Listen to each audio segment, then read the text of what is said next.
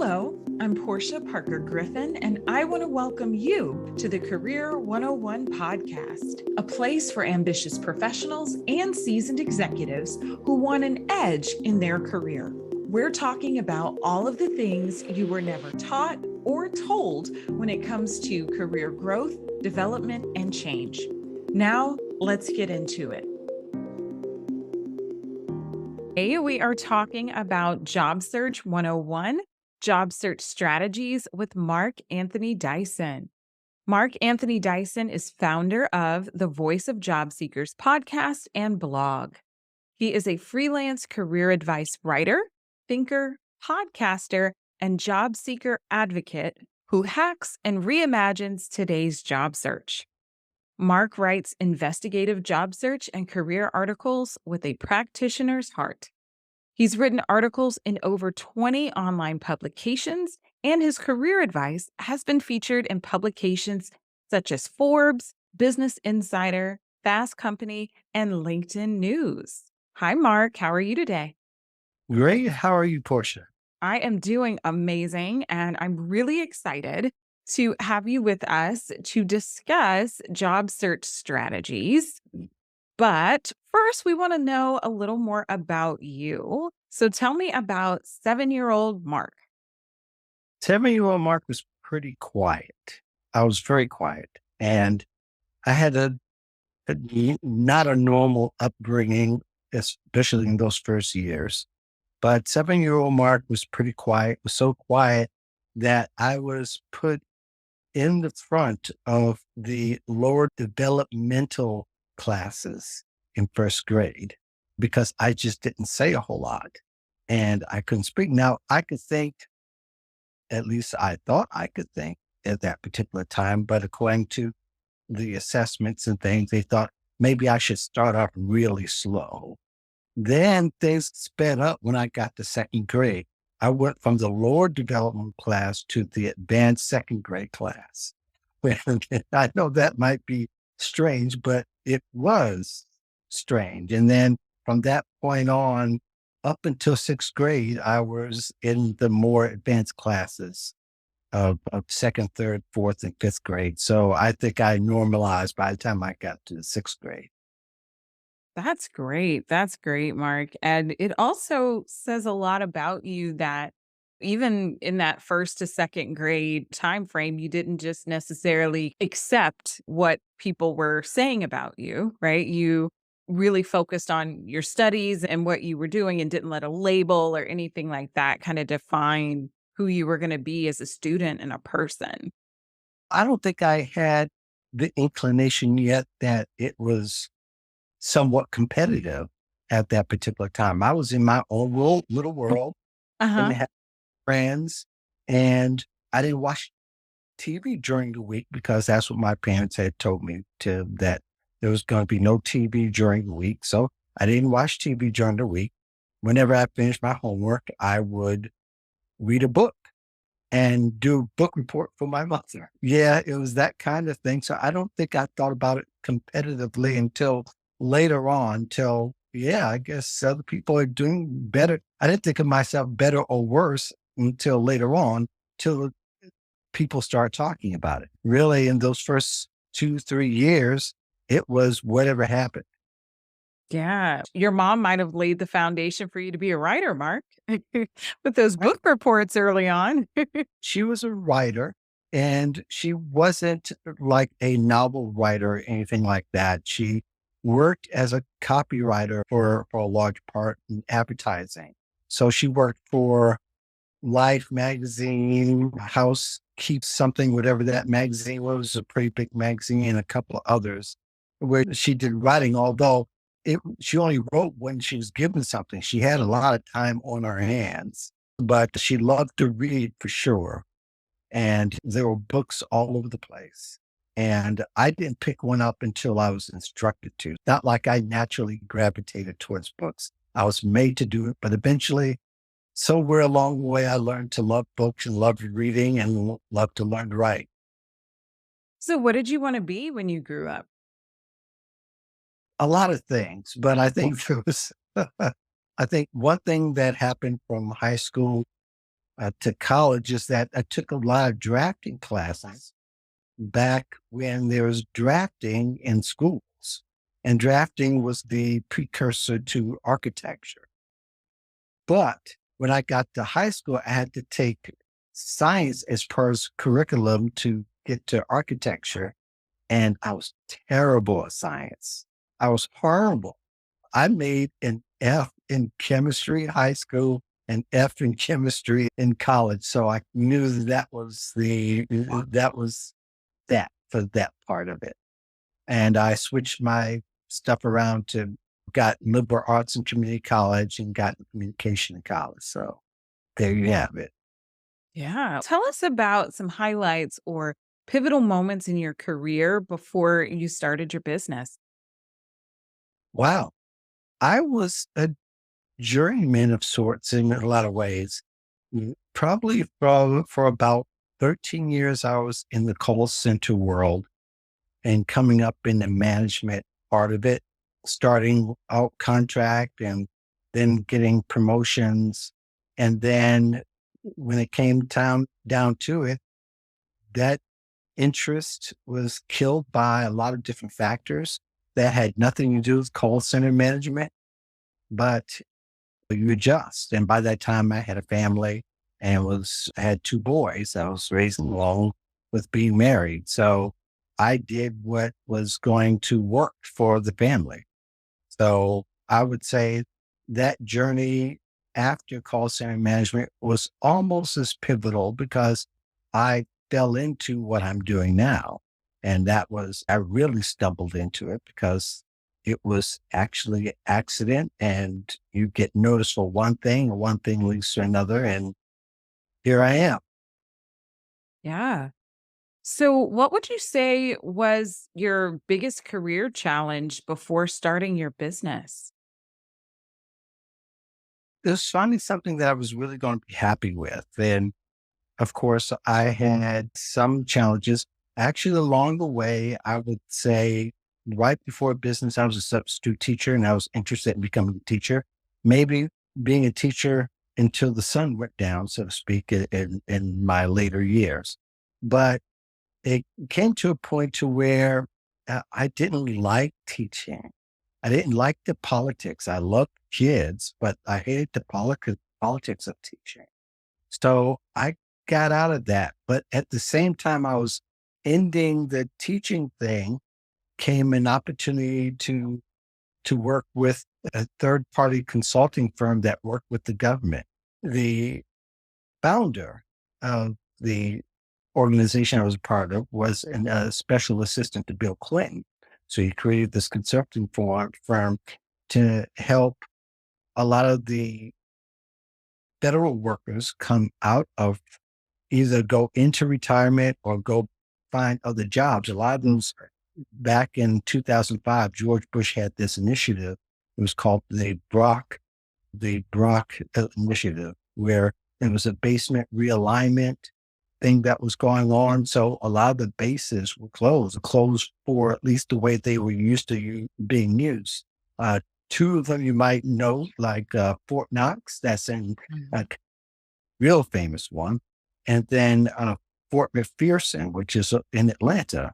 Mhm. Uh, Two of the many that were closing. So I got a chance to travel.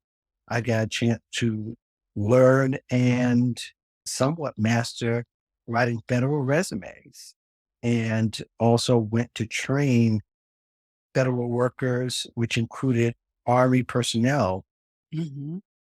be able to switch careers. And that went really well. That I did that for a year and a half. And that kind of set my soul on fire, so to speak, for the business that I do today. So I did have a resume writing business in which I was able to get a couple of contracts right away and to work with other businesses that needed resume writers.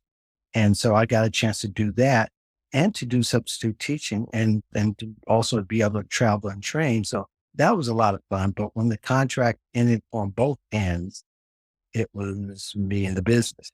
And that kind of, I eventually dissolved the resume writing business. And what kind of merged was the voice of job seekers. So that's how I got here, and here I am. Yeah. You have a lot of great experience, Mark. Why did you decide to focus on job search as part of your area of expertise? I decided that if I was going to go all the way in, that I was going to make some kind of ride from it, but I didn't know what it was going to look like at all, especially when some of my friends who thought that I was great at resume writing said, you're going to dissolve the cash cow. I'm going like, yeah, it doesn't fit my MO anymore. I became disinterested in it. And even today to talk about it, I wish resumes would crumple up and crawl away. But Yeah, so resumes could be feel like the bane of certain people's existence. I've had clients tell me that before. And to your point, I've known resume writers who burnt out of it. So I definitely know what it's you're saying. no longer interesting to me. But what I loved about job search was the shifting nature that has been happening in the last 15 years. You think about it, I started the business at the edge of the first recession there that happened in 2007, 2008, when I had the resume business. And then business was really easy to flow through because there was a lot of steadiness, but there was also a lot of conundrum and confusion about what employers wanted and how people would get jobs. Now, there's really no magic formula how people get jobs from then to now, but there were employers who actually a lot of things start to come out because of social. People began to talking to each other, began talking to each other, and they began to find out that a lot of the similar experiences they had was that they were applying to hundreds of jobs and they weren't getting anywhere. When really, first of all, it's not a great idea to apply to hundreds of jobs. You can't even keep up with the applications, and they have basically the same thing. But a lot of times, too, people don't have a steady industry that they're involved in to where they're really deep into it. As I talk about, and we'll get to that in a moment about how people should pick a lane, at worst, two lanes, and concentrate on those lanes and building them. That means scaling up and being a part of the network that's a part of the bigger networks, and also starting to realign your purpose and target your advancement in those one or two things. I think that was fascinating to me how things began to shift and how things employers will begin to tell us how really they were thinking because of social, and we begin to find all these layers. And I found that fascinating. So I decided to follow that trail. And somewhere in that, I found my writing skills and start to hone that and start to perfect that. And that's always a work in progress, right? As you never really arrive as a writer, but you do evolve in your expertise. So I began to write articles probably at that time in 2011, when I started the Voice of Job Seekers. I was writing two or three articles a week on my blog. And that's where I made that shift. Wow. You say that job search is a lifestyle. Tell us more about that. Sure. When we started to get mobile phones, that's when a lot of things began to shift. And those mobile phones became as powerful as the computers and laptops we have today. Even if you buy the new iPhone today, you can get a 512 gigabyte memory in your phone. When I started with computers years ago, you couldn't even get 512 megabytes of computer. Things have really shifted now. Within the times that we use our phones, we're always with our phones. They become a part of us, maybe except for night, but that might be arguable depending on how people use them. But we use them for everything now. They keep our schedules, they keep our private information, phone calls. We can reach Bangkok if we want to from our phones via video for absolutely nothing.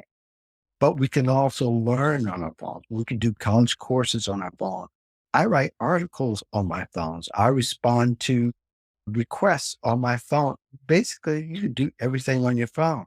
So when I first said that back in, I think it was 2020, at that time, the pandemic was emerging. But in 2016, I wrote an article for the News talking about how mobile phones is a game changer. And really, with those things merging at that time and everything going to mobile, it's a lifestyle now. You could take a class in pieces now with asynchronous learning, not just waiting at a computer. You could do it on your phone. And you can even not sit and type. You can talk into your phone on a note, depending what you have, or Evernote, or whatever you have, and it will transcribe whatever you say. All you need to do is go edit it, and you can post it for your homework. You can put it on your blog. You can respond if somebody asks you a question, all those things, and you can do it while you're moving. So that's why I say job search is a lifestyle now.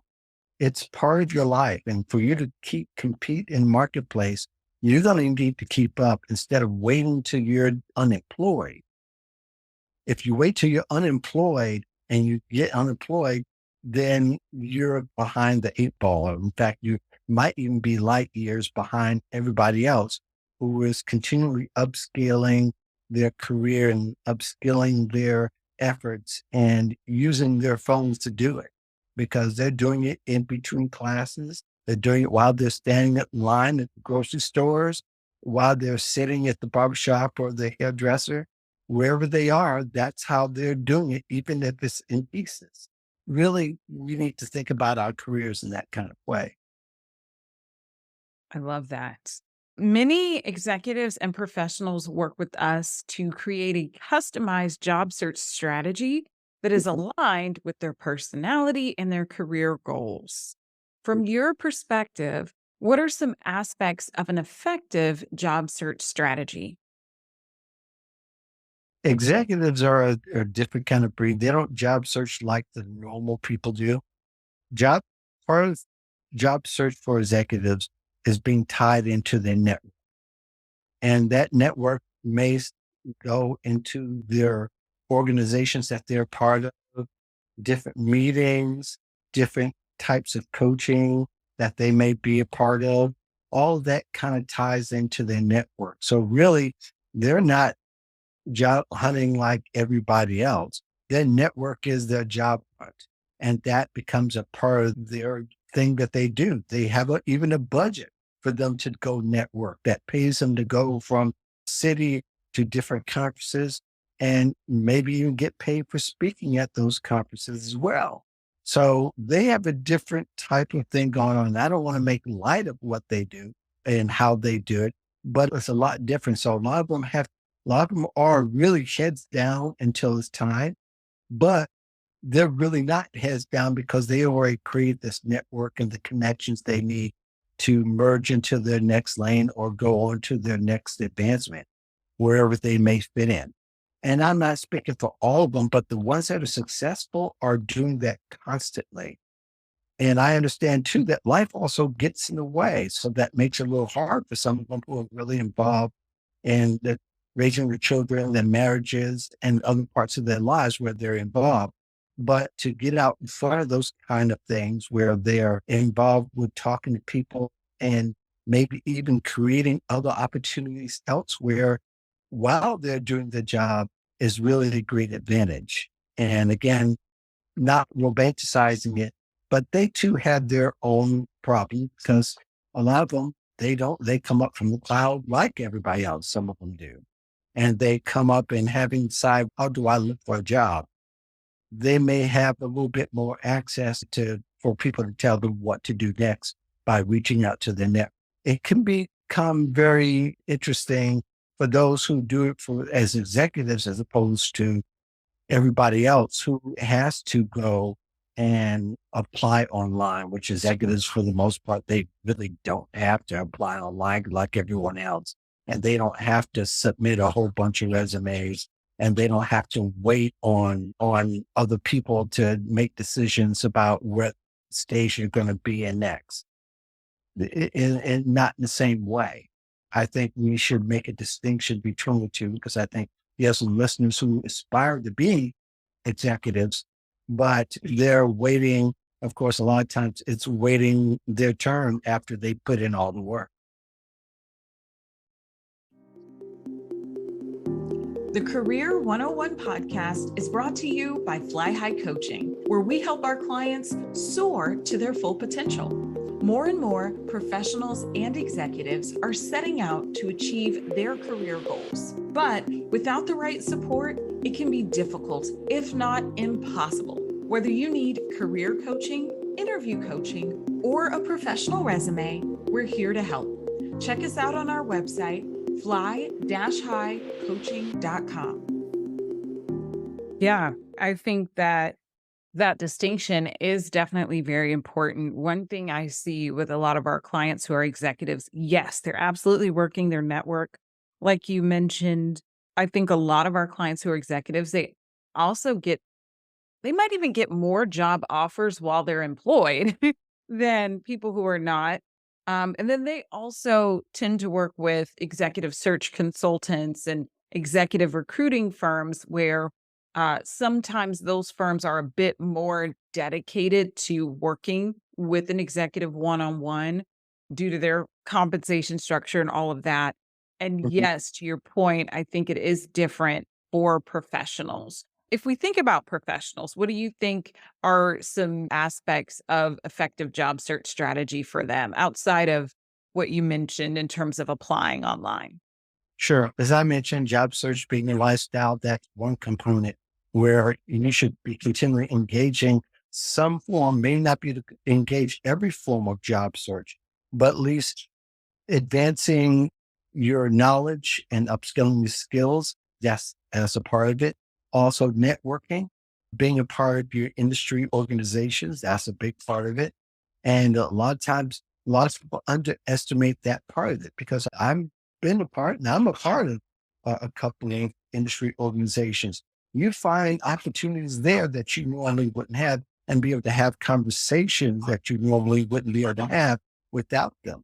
And a lot of times those job information exchanges happens inside those committees that when professionals get together, they're having this committee and say, I'm getting ready to leave this job.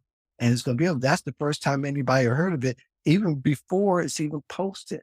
And so that's a underestimated, underutilized part of how professionals can really merge into.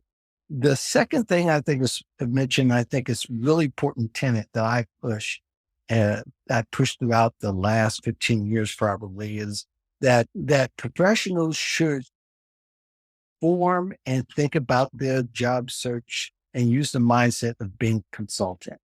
And you've probably been a consultant before, for sure. Yes. Under the work that goes in before you present to a client, right? So you approach the client, you have you look at what they do now, you look at what they don't do, but basically you're there solving a specific problem or problems. And then you start to talk with the client about those particular problems, and you might find out other problems. Then you start to collaborate and make a plan with the client to solve those problems. Then you come up with a timeline. And I'm making a short little package. All that to say, if job seekers and professionals who are seeking jobs should think about their search in a much more intentional and intensive way, then I think you don't have to apply to 20, 30 jobs a week. You may just need to apply to 20 or 30 a month, maybe even less than that. If you're really starting to think about how to plug into your network, finding out what the industry problems are, what the skills are bringing and what they're not bringing, where the shortage of skills are, and then putting yourself into those situations where you're skilling upward so you can solve those problems that are in the industry or within that company. And that makes it a lot easier from a presentation point of view. Great information, Mark. What do you think are some of the best job search websites and resources out there? A lot of conversations around, and we'll get to part of it because job portals are very interesting right now.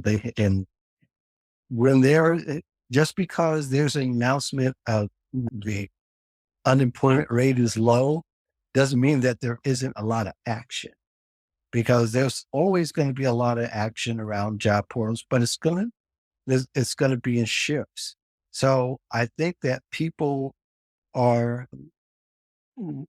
better in using the most secure job portals and have the best reputations possible. And I think these days with job scams and things like that, I think that you got to be smart. So you look at a site like, talk about remote work. A lot of people are interested in that. Usually I recommend Flex Jobs. Flex Jobs really does vet their jobs and the jobs that they put on to make sure that they're real, that they're really remote, and that they really have a viability where somebody can actually go get a job from them, as opposed to, let's say, some of the other ones where they're interested in posting, but they really don't know who's really behind the scenes and doesn't have that kind of relationship with them. And I think that's where people feel safe. So I think Flex Jobs and those kind of sites, remote.co is another one for people who are interested in the remote work. I think if you could do the larger job portals these days, like the Indeed and all those that use the aggregation, which Indeed is probably one of the biggest. You should take a little bit more time to vet those employers to make sure that they are who they say they are.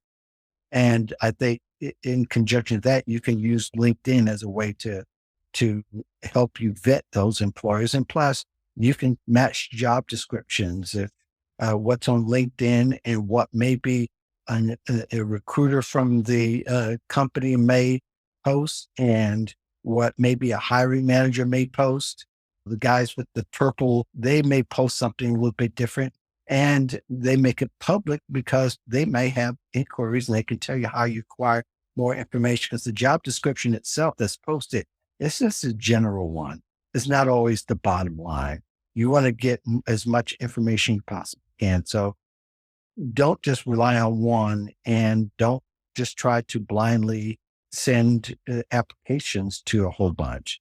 Be intentional, know who you're talking, at least try to understand who you're talking to, what they desire before you go and try to apply. But yeah, I don't think job portals are going away because of the technology they'd like to use, and they like to use to vet job seekers. And they in turn as well, they want to make sure that person is.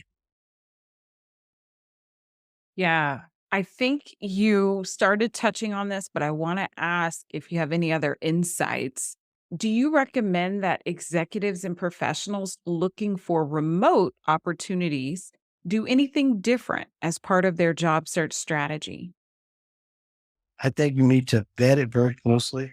Did mention Flex Jobs. Hmm.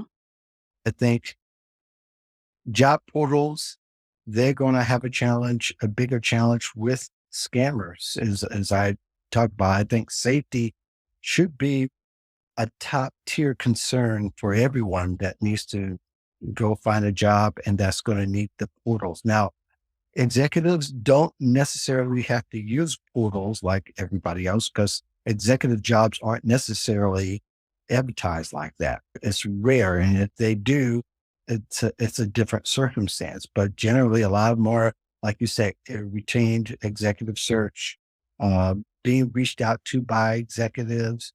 If you're an executive and you're active on LinkedIn, you're going to have, and if you're actually really active, you're going to have a following, because people want to know what makes an executive tick, how to get to that point. And it's usually a chain reaction where one person will follow, then and somebody who's a second person will get a hold of their content and begin to follow, especially to talk about how to become an executive, how to do certain parts of the jobs, which I think is a whole lot better than any job portal that you can possibly do. But I think executives definitely can use their influence and use their hard work and career track to inform others and therefore get rewarded with having influence over those who aspire to be like them. And I think that within itself is a job search strategy. Yeah, I agree. I agree. Absorbing that information and following people who you would like to either model that career path or be in a similar position is definitely a job search strategy. If I could jump in real quick, and I mentioned industry organizations. Executives are a part of industry organizations too. And quite frankly, a lot of them find out their next opportunities from talking to their peers. And some of those organizations post jobs or on LinkedIn pages and elsewhere, or a few of them have Facebook pages, I think still, where they may post an opportunity. But when you hear somebody leaving and it becomes a public knowledge, that job becomes popular and it's going to be targeted. I think, I think it's good that those who want to use executive talent searches, that they should go ahead and use those, because you get a lot of inside information that's not going to be available to the public. Yeah, like I said, they're not created equal in in our workplace and the way we work these days. Mhm. I want to follow up on something you touched on earlier. I've been hearing more clients talk about people approaching them with job scams. What are some tips you can share about job search safety?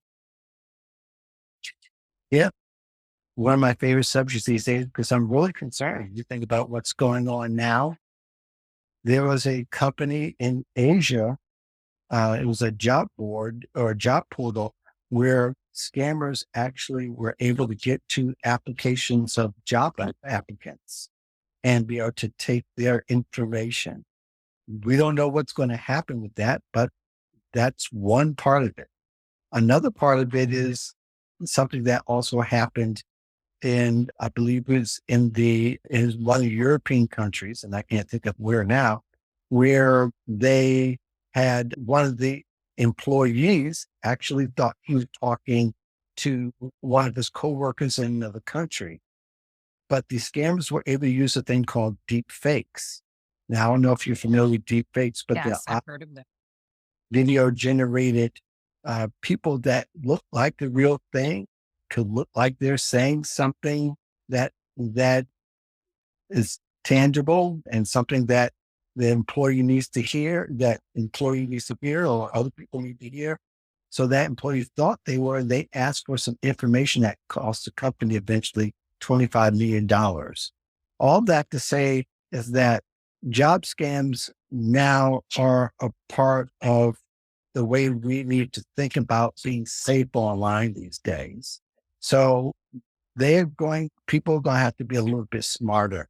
And there's three ways I could think of that people can be a little bit smarter and use the tools that are already out there. One is one thing for sure. Hopefully nobody's not putting their address on their resumes anymore. Yes.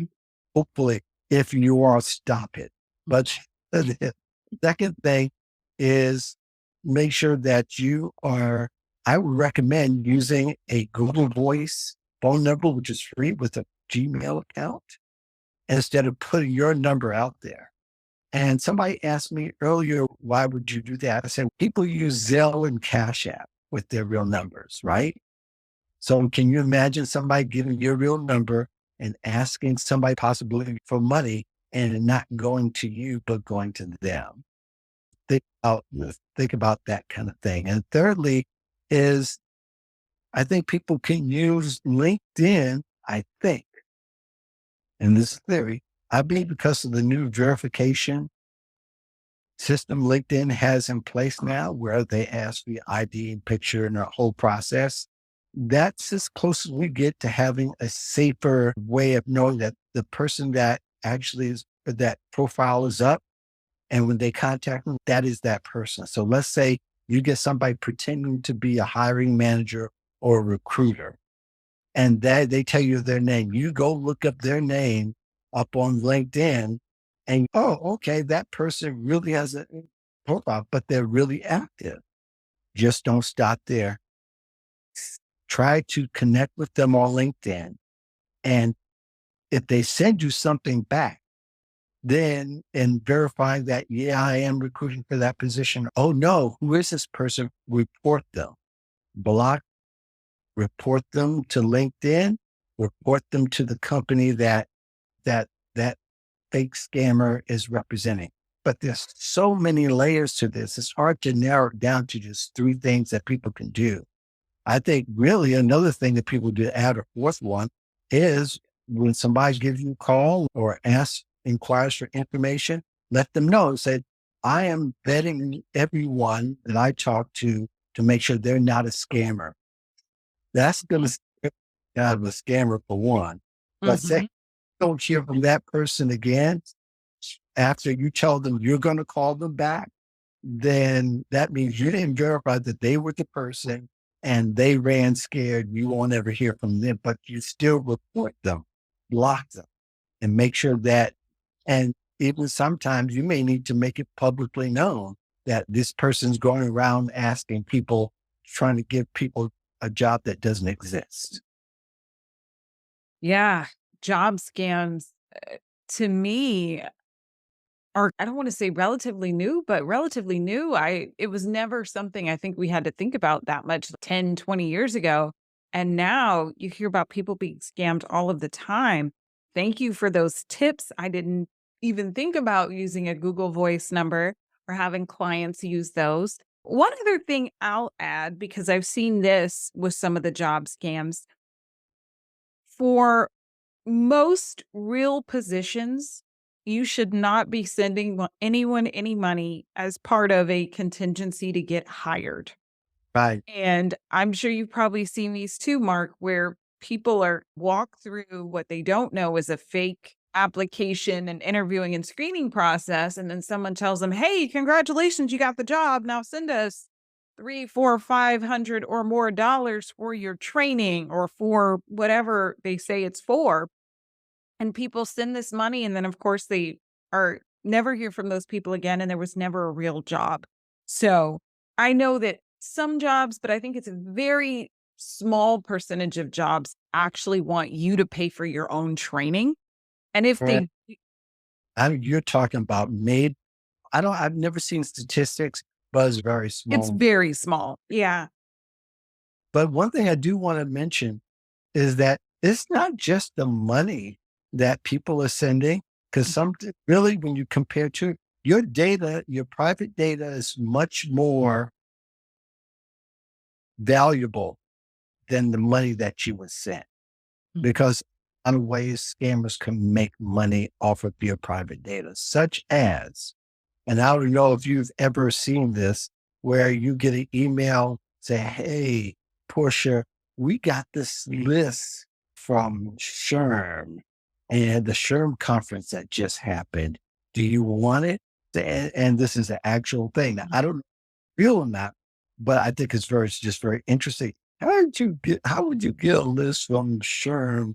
conferences, emails and phone numbers, and they want you to pay this exorbitant amount? Now, there are companies and organizations that do pay for lists, mind you. That's a real thing, but not everybody's real is happening. Mhm. What they do is they use your data as bait. As soon as they can collect 100 random names or 200 random names and email addresses and phone numbers, either or, they've already won because they could sell it to other scammers who Right. sell scammers to other scammers. So I would say that your data is the most private and the most precious thing you can possibly have right now than the money. Losing $300, $400, that's a big deal. But someone making tens of thousands of dollars off of your other information, that's even a bigger deal. If they have a Google number, then they're not going to be able to get your actual number, hopefully.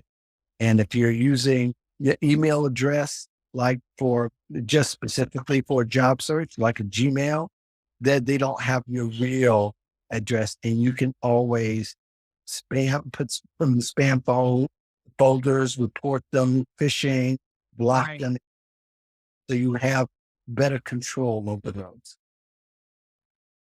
Very wise words. I hope everyone is taking notes, Mark, about what they should do to make sure they are safe and not falling for any of these job scams. Tell us more about the Voice of Job Seekers. The Voice of Job Seeker started July 13th, 2011. And what happened was somebody sent me a tweet. I wrote a post somewhere on my other blog that no longer exists anymore. And they tweeted it and they said, "Thank you for being the voice of job seekers." I said, "Take me long to come up with another website and a blog and start writing on that." And said that was one where I was going to try to be selling people stuff on it. It was something to get my voice out there and hopefully become a, a visible advocate for job seekers in whatever role and lane I could possibly get in. So that's how it began. And since then, there's more than 700, nearly almost 800 articles. And a lot of those articles, I started getting requests for them to be republished on other sites. And then you asked to write for those sites, original content. And then these days I get paid to write for sites. So it has morphed into something I didn't imagine years ago, but now it's 13 years old. And here we are. Just Yeah, and you have a great podcast along with all of the articles and everything. And we'll be providing a link to your website and other social channels in our show notes so people can find you online. But what is the best way for someone to get in touch with you? LinkedIn or Mark at thevoiceofjobseekers.com are the two ways they can get a hold of me for anything. Great, great. So I like to ask everyone this question as their final question. How do you think executives or professionals can get a positive edge in their career? They should write. Executives should write. They should write more. They should have their own blog where they can blog. And if they do it consistently enough, I think I've seen some actually do it and do it for years. And they get inquiries and questions and opportunities that you can't find on job boards. They come from nowhere. To speak at conferences, to visit companies, to visit their companies. I've seen all types of iterations, but writing's great. If those who can't write, do videos often. But I think that's the way of keeping their persona public. Now, if you have a private company that does some business and you have to protect copyright and intellectual property, that's understood. But it makes sense for a lot of executives to do that these days because people are looking for other people to follow, believe it or not, on purpose. And just because you might be a vice president of a small company or hospital or even a nonprofit, you'd be surprised at who may take to your voice. Mark, you have shared a lot of wisdom with us today, and I'm sure that our listeners can use it to be more confident in their careers. We appreciate you being with us. Thank you, Portia, for this opportunity. This episode was brought to you by the Bravebird Career Alliance, the go-to membership designed for seasoned executives and ambitious professionals with everything you need for career planning, strategy, training, and support. Thank you again for listening to the Career 101 podcast. I hope you have at least one key takeaway that you can use in your own career. If you enjoyed hanging out with us, please rate, subscribe, and share this podcast. Until next time, here's to your success.